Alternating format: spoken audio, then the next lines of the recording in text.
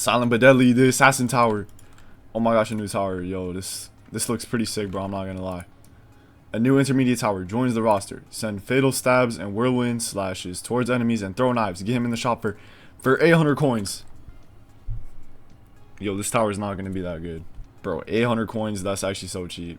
But it's an early game tower, so makes sense, I guess. Returns to the roots of the tower defense genre, capable of handling single target threats and crowds with its various combo attacks.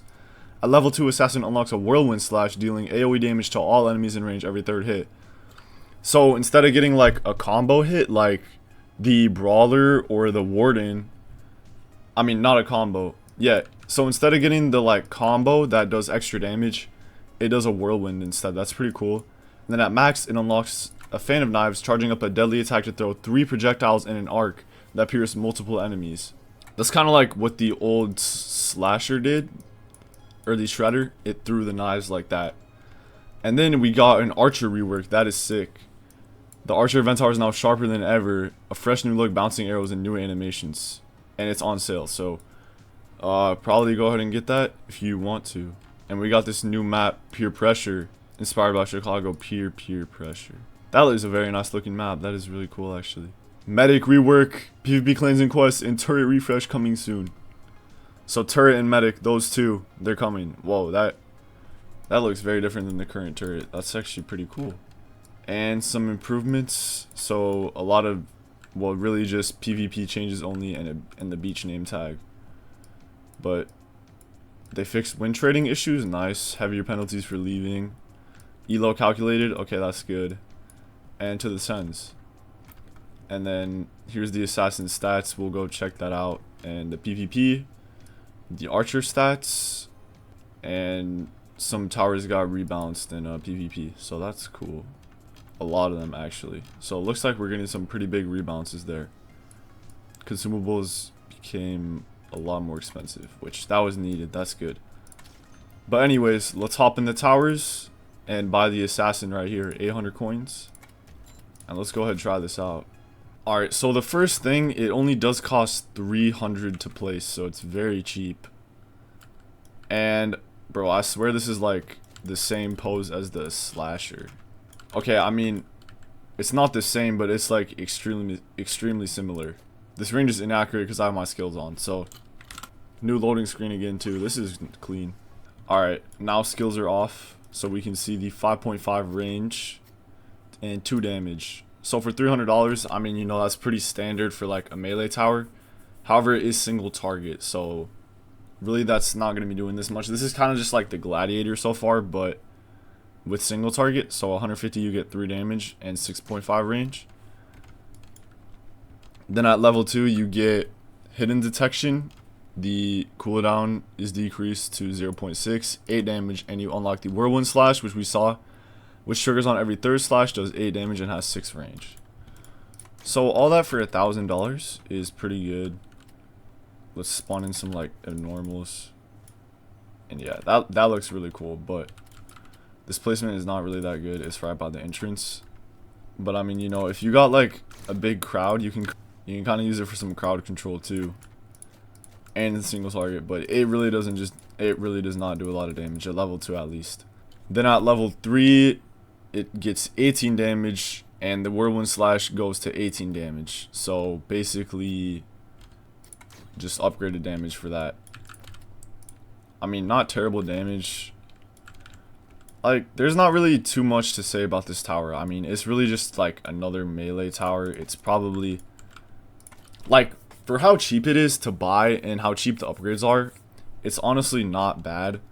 But like, so far there's not really just like anything about it that makes it like good compared to the other like melee towers. Like, the other melee towers are just gonna be way better at the early game just because they're more expensive, they do more damage, and like those towers can go into the late game. This tower is not gonna go into the late game at all. It's super cheap, has super low range, and it only does like 30 damage and 0.5 fire. That's 60 DPS. Like, it's gonna be usable, but like, it's really not gonna be a great option. But then at max for 4.2k we get 7 range, 0.5 fire rate and 30 damage, so 60 DPS. Well, not going to be 60 because it has to do with Whirlwind, and it adds on the Fan of Knives. So every 150 damage dealt. That's interesting. That's kind of like a new concept that we haven't really seen. We have the Engineer that builds sentries every certain amount of damage, but not really triggering like an ability. So this is pretty cool. And the knife damage is 10, and it has 10. The knife damage is 25. It has 10 range and 3 pierce. And it shoots out 3 knives, so you could get 75 damage from each knife, adding up to 225 damage out of that, which is not bad. And the Whirlwind Slash gets upgraded to 30 damage as well. But to be honest, this tower is really cool though. Like the cape and the effects and stuff, it kind of reminds me of like something from Overwatch, not gonna lie. I don't even play that game, but like that's just what it's reminding me of. And I don't think this tower has a placement limit. Yeah, it does not have a placement limit, so you can at least spam it, and it's very cheap, so it is definitely meant to be like just a spammed tower. But let me sell some and just test it out. But yeah, single target like DPS is not really going to be this guy's strong suit. It's just going to be decent for the early game because, you know,